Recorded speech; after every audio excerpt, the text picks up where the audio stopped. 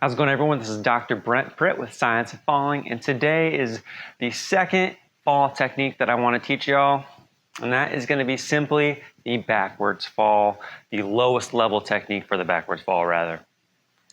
So this one is really good when you kind of stumble a little bit, you come down, and you need to fall backwards without allowing your patient or yourself to break their hips. That's not good. And there have been some studies showing that within a year, all-cause mortality goes up by 50% in those who break their hips. Now, to do this technique is very, very simple. It's all about squatting and preparing the body to land without getting into a bad position. So we can call this the butt fall. All right? So to do this, you're just going to get into a position.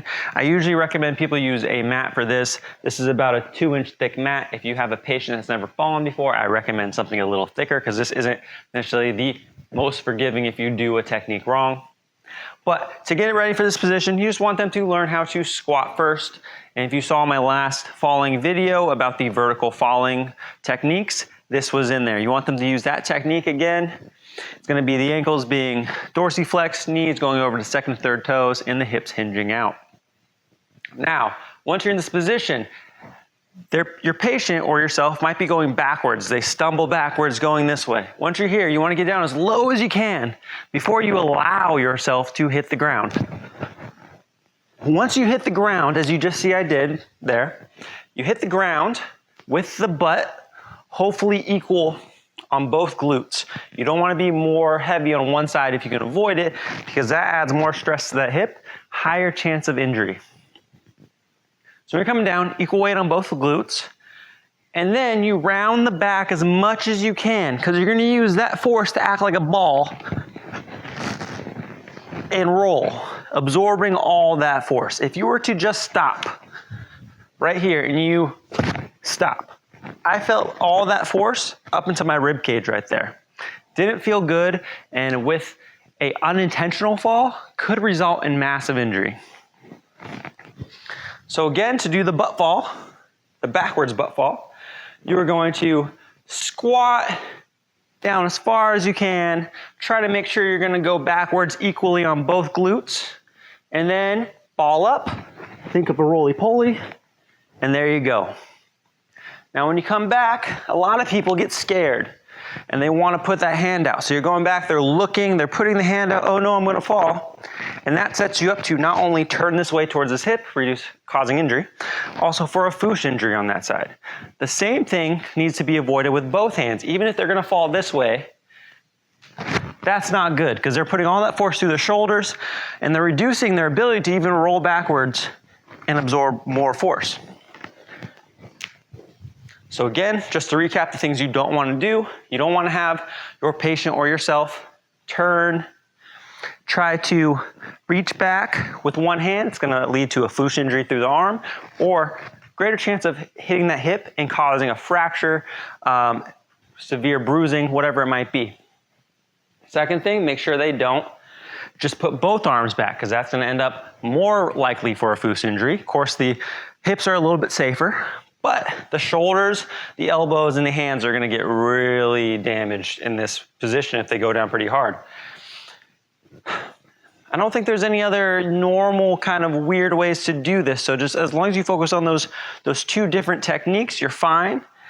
Although you want to make sure that they get down as far as possible. If they decide to stop right here and then go to the ground, I don't even want to do it. It's kind of scary for how deep that is, but that won't absorb any force. You're still going to go back. You won't be able to roll because there'll be more vertical force going through the ground, stopping you, acting like a brake. So, proper technique one more time.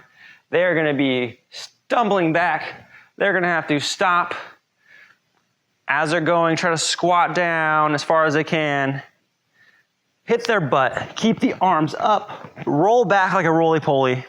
Allow the momentum to take them a little bit and then come back up. If they need to, during the roll, to control their fall, they can't stick the arms out this way, touch the ground, and use that to help them get back up if they need it.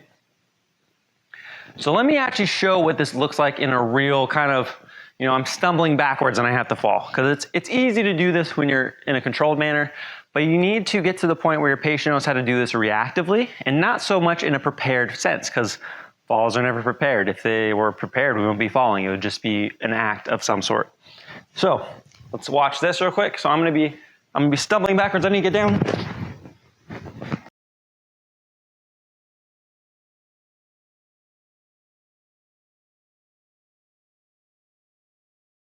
And back up.